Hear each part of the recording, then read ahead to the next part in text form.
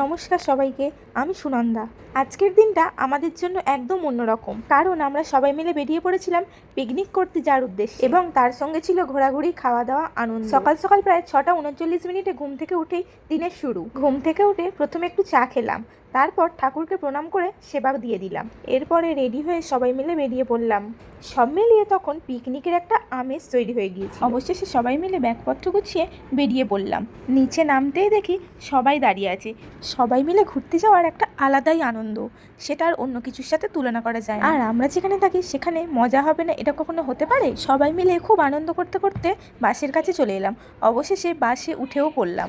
বাসে উঠতেই দেখি অনেক সবাই এসে বসে আছে আগে থাকতে। আর আমরা কোথাও যাব আর লেট হবে না এটা তো হতেই পারে না। আমরা আসার সাথে সাথেও সব দিদিরাও চলে এসেছিল। বাসে উঠেই মনে হচ্ছিল আজকের দিনটা অনেক মজা হতে চলেছে। চারপাশে বন্ধু, পরিবার আর পরিচিত মানুষজন, সঙ্গে হাসি ঠাট্টা, গল্প, আর রাস্তা যেন কখন কেটে যাচ্ছিল বুঝতেই পারছিলাম না। এরপর মাঝপথে আমরা একটা জায়গায় দাঁড়িয়ে নাস্তা করলাম। আর পিকনিক মানেই তো খাওয়া দাওয়া থাকবেই।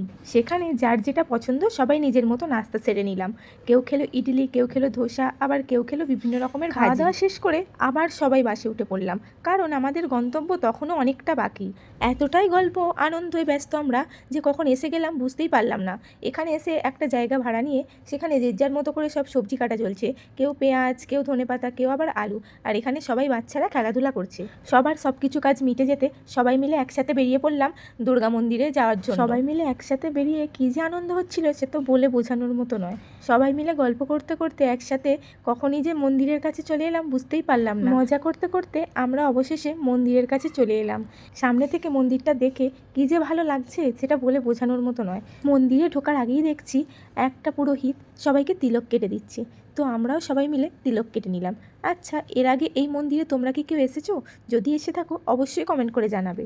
মন্দিরে ঢোকার সাথে সাথেই দেখলাম যে এত সুন্দর একটা ভিউ, যেটা আমার ক্যামেরাবন্দি না করলে হচ্ছিল না। তাই জন্য ক্যামেরাটা অন করে প্রত্যেকটা মুহূর্তের ছবি আমি ক্যামেরাবন্দি করে রাখি। এরপর একে একে সবাই মিলে লাইন দিয়ে মন্দিরের ভিতরে প্রবেশ করলাম। মন্দিরে ঢুকতেই চারিদিকটা এত সুন্দর, সেটা কি বলবো, মানে নিজের চোখে না দেখলে বিশ্বাস করবে না তোমরা। সবাই মিলে একে একে লাইন দিয়ে ভিতরে ঢুকলাম এবং ভগবানের দর্শন করলাম। ভগবানের দর্শন করে আমরা আবার পিকনিক স্পটে ফিরে গেলাম। গিয়েই দেখি সবাই মিলে কত কিছু খাবার নিয়ে বসে পড়েছি।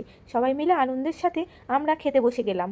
সবাই মিলে একসাথে খাওয়ার মজাই আলাদা। তাড়াতাড়ি করে খাওয়া দাওয়া সেরে নিয়ে আবার রেডি হয়ে বেরিয়ে পড়েছিলাম মন্দিরে যাওয়ার জন্য, কারণ আগেরবার আমরা মন্দিরে গিয়ে দর্শন করে এসেছিলাম ভগবানের, কিন্তু আমরা পাহাড়ে উঠতে পারিনি। তাই বিকালবেলা সবাই মিলে বেরিয়ে পড়েছিলাম পাহাড়টা পুরোপুরি দেখার জন্য। মন্দিরে তো এসেই গেছি, চলো এবার পাহাড়ে ওঠা যাক। ভয়ও লাগছে উঠতে, কিন্তু ভয়কে তো জয় করতেই হবে, তা না হলে এত সুন্দর একটা ভিউ আমরা দেখতে পাবো কি করে, তাই না? এতটা কষ্ট করে ওঠার পর এবার মনে হচ্ছে আমার ওঠাটা সার্থক হয়েছে, কারণ উপর থেকে এত সুন্দর একটা ভিউ যেটা আমরা নিচে থেকে কেউ দেখতে পেতাম না। আর এত কষ্ট করে আমরা যেহেতু উপরে উঠেছি তার জন্য খুবই ভালো লাগছে। এত সুন্দর একটা ভিউ দেখার পর আবার গুহার ভিতর দিয়ে যাবো একটা ভেবেই তো কেমন হচ্ছে। চলো যাওয়া যাক, গুহার ভিতরে কী আছে তোমাদেরও দেখাই আর আমি নিজেও দেখি। গুহার ভিতরে ঢোকার পর দেখি আর একটা এখানে মন্দির আছে, সেখানে প্রণাম করে আরও এগিয়ে গেলাম যে আরও কী কী আছে দেখার জন্য। সবাই মিলে খুব আস্তে আস্তে আমরা পাহাড়ের একদম শেষ মাথায় এসে দাঁড়ালাম। আর এখান থেকে ভিউটা দেখো খালি, জাস্ট অসাধারণ। এত উপর থেকে এত সুন্দর একটা ভিউ দেখবো কখনো আশাই করিনি। পুরো পাহাড়টা ঘুরে খুবই ভালো লাগলো। চলো এবার বাড়ির দিকে রওনা দেওয়া যাক। সবাই মিলে ঘোরাঘুরি করে খুবই ক্লান্ত হয়ে গেছে, আর আমি নিজেও খুব ক্লান্ত। চলো আবার দেখা হবে অন্য কোনো একটা ভিডিওয়ে। টাটা।